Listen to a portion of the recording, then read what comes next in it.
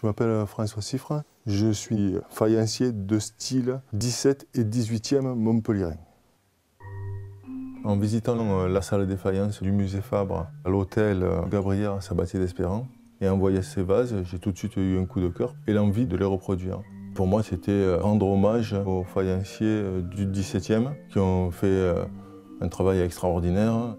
Donc j'ai fait des relevés de décors sur pièce dans le musée.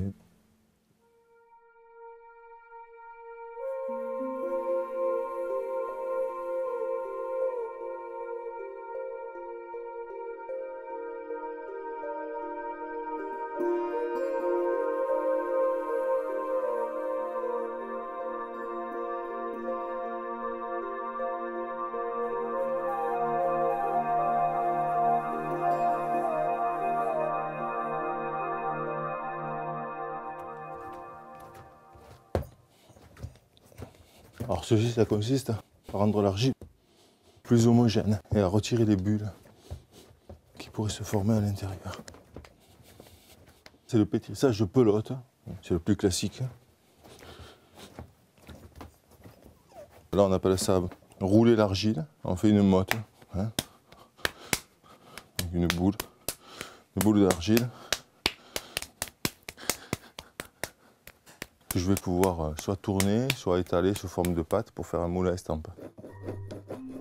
Voilà, ça c'est la méthode ancienne qui consiste à prendre l'argile entre deux règles et la pousser au rouleau.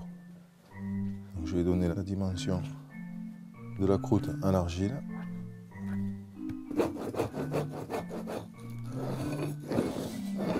Voilà la croûte qui va venir se mettre sur le moule à estampe.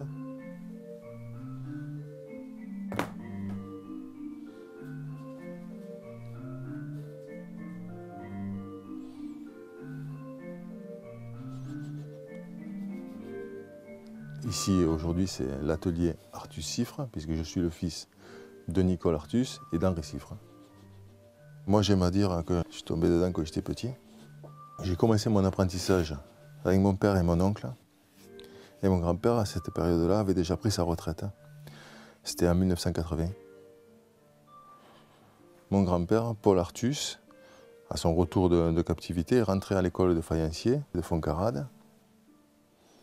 Comme il était portraitiste et peintre en lettres, ça lui a permis de progresser très rapidement dans la décoration et d'ouvrir son propre atelier en 1950.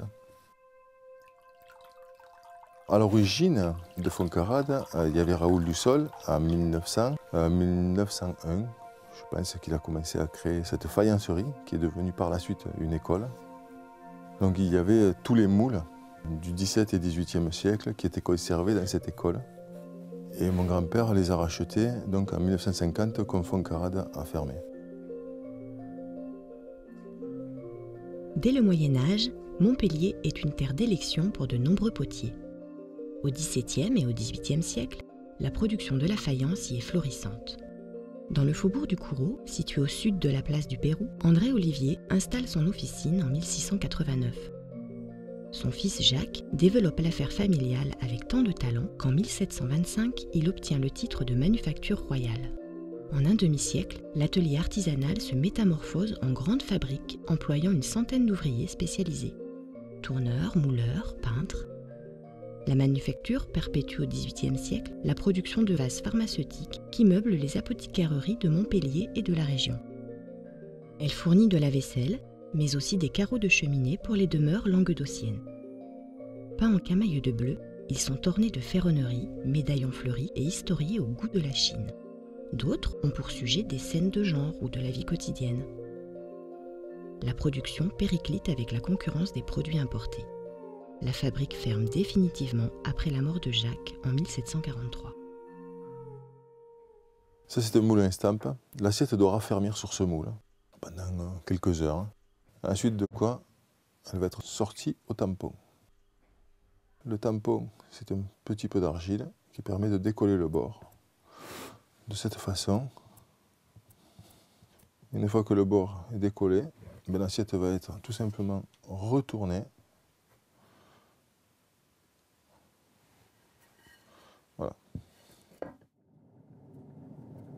Donc une fois que le rondeau en bois est centré, je vais le fixer avec un colombin d'argile, exactement comme faisaient nos ancêtres.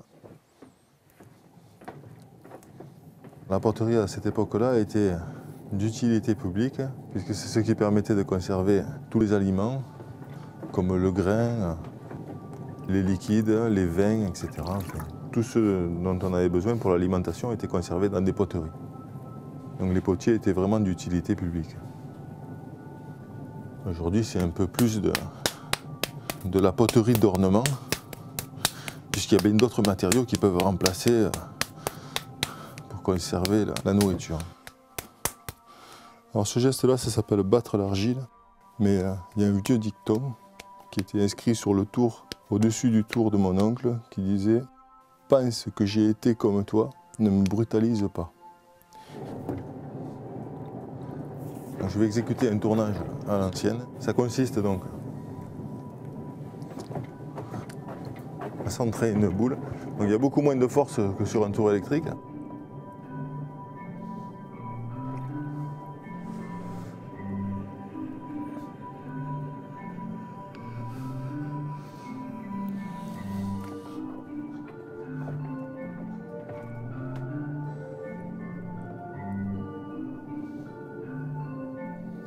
Ça consiste à travailler par alternance, puisque à un moment donné, il faut lancer le plateau du tour avec le pied, et ensuite, une fois que le tour est lancé, travailler sur l'argile, mais on ne peut pas faire les deux en même temps.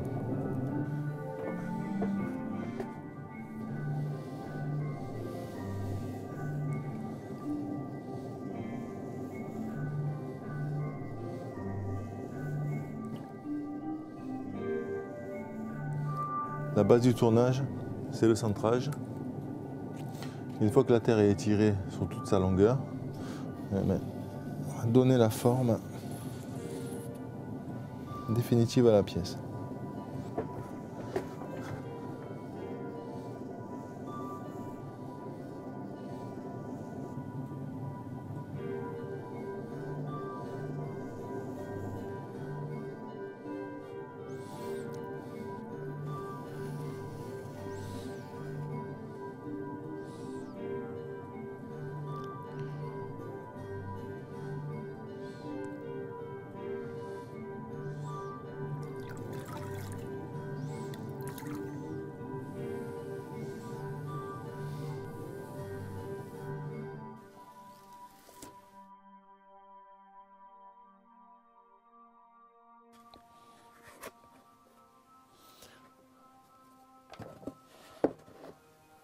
Deux fonds plats, l'un contre l'autre, ne peuvent pas tenir. Donc, j'ouvre le pied, de cette façon.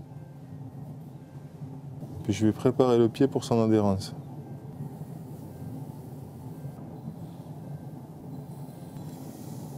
Maintenant, de la même façon, je vais préparer la panse.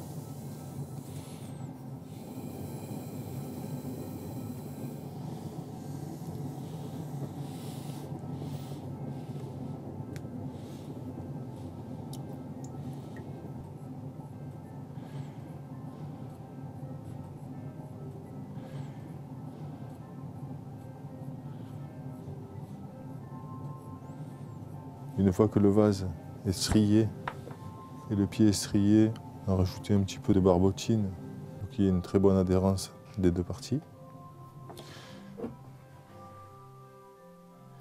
faut que les deux matières puissent fusionner l'une à l'autre, qu'elles ne forment plus qu'une seule matière.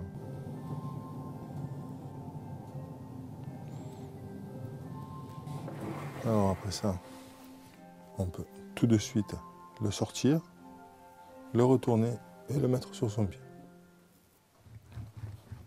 Avec un bout d'argile, je vais confectionner une anse. Et les anses sur les vases que je viens de tourner sont des anses torsadées qui symbolisent des serpents.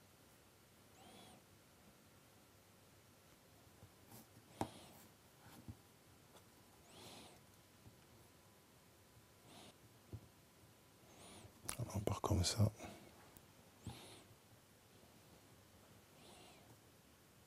Après, il y a les têtes de serpents qui vont venir se rejoindre.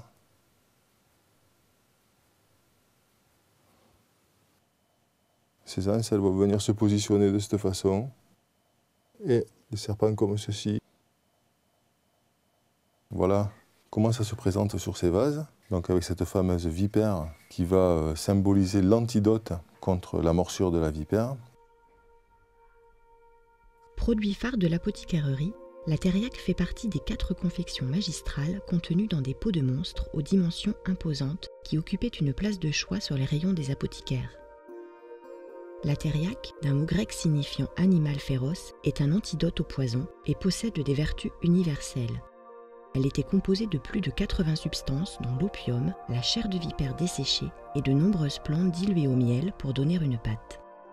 À Montpellier, le médicament était préparé une fois par an par un maître apothicaire sous le contrôle de l'université de médecine. Cette préparation, qui avait vu le jour au 1er siècle avant Jésus-Christ, est tombée aujourd'hui en désuétude. Seuls demeurent ses splendides contenants.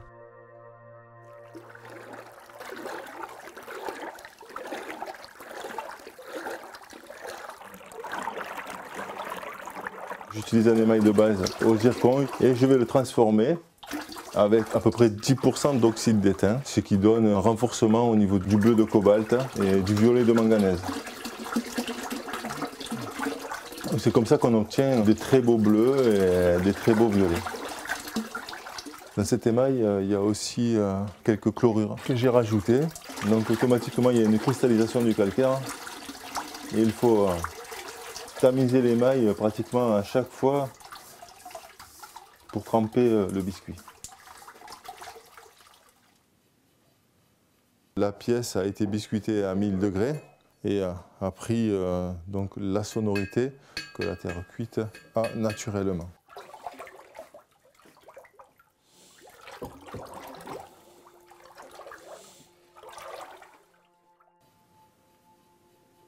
Le trempage consiste à baigner la pièce dans cette solution qui sont les composants du verre en suspension dans l'eau.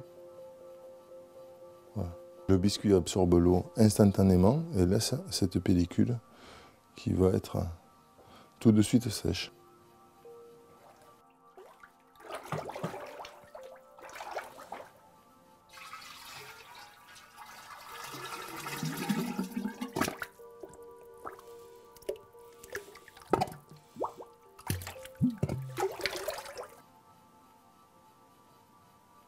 L'émail est absorbé par la pièce et va se fixer dans les pores, donc l'émail est manipulable tout de suite. Par contre, il y a des coulures, certains trous, la marque des doigts, tout ça, ça demande des retouches. Donc il faut enlever l'excédent.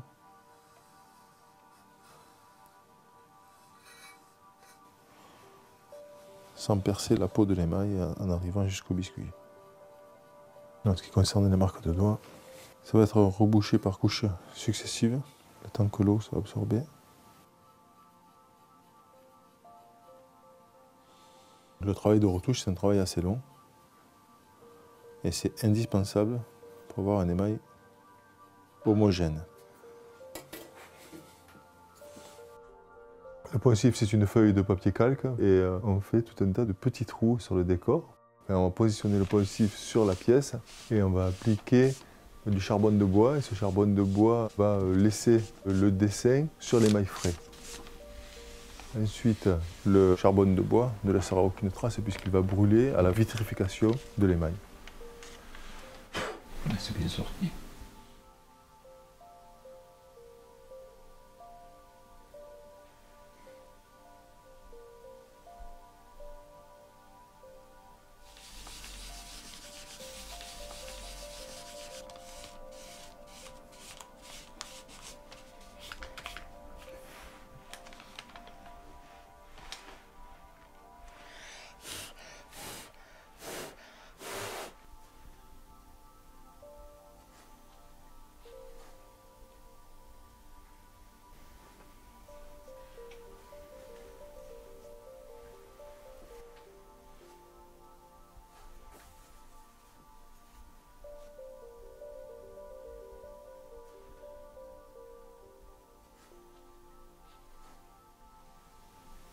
Pour la mise en couleur, le jaune, ce sont des oxydes de fer, et les oranges plutôt de chrome.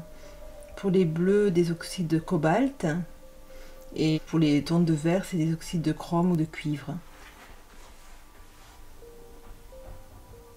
On mélange l'oxyde à de l'eau et on la travaille pour obtenir des effets de lumière.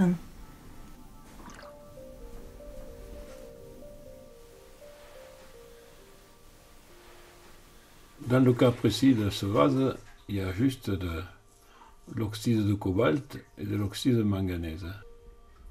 Le cobalt c'est le bleu, le manganèse c'est ce violet là. Les oxydes ils ne sont pas préparés, on les délaye avec de l'eau.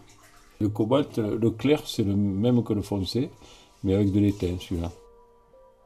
Il y a des duretés des fois dans le trait et tout ça, et une fois cuit ça s'arrange. Son grand-père avait une formule, il disait « l'émail fera le reste ». Destinés à contenir les précieux remèdes, les pots de pharmacie comportent un large phylactère identifiant le produit, encadré de figures de Pouty dans le goût baroque. Des êtres hybrides, mi-anges, mi-indiens, fleuris et ailés, sont bordés de fruits pendants, de lourdes guirlandes et de bouquets de fleurs animées, d'oiseaux et d'insectes. À Montpellier, c'est vraiment spécifique. Il y a sur tous les pots d'apothicaire des têtes d'ange. Donc c'est vraiment un décor montpelliérain. Ensuite, il y aura une vitrification de l'émail à 980 degrés, ce qui va fixer le décor définitivement dans la masse.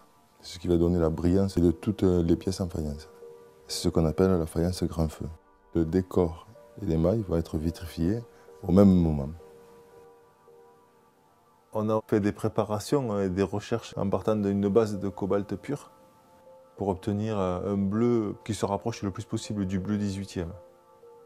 Derrière un objet, il y a effectivement une histoire humaine. J'ai rencontré un copiste du Louvre qui avait des formules, notamment pour légèrement vieillir les émaux et pour faire ressortir les bleus. Alors ces formules, il m'a demandé de ne pas les divulguer. Il m'a livré ses secrets en vrac, il m'a donné ses produits et il m'a dit « tu feras tes propres expériences ». Alors ça a été beaucoup de cuissons, beaucoup d'échantillons jetés, beaucoup de ratés. Et puis au bout d'un moment, on a obtenu un résultat qui nous a plu, donc on est parti sur cette base-là et en faisant tout un tas de mélanges savants, on est arrivé à ce résultat. Entre les relevés de décors et la recherche au niveau des couleurs, il y a eu plus d'1 an de recherche. Mais il y a des secrets, effectivement, pour respecter les techniques du passé. Les techniques du passé, on est un peu les conservateurs.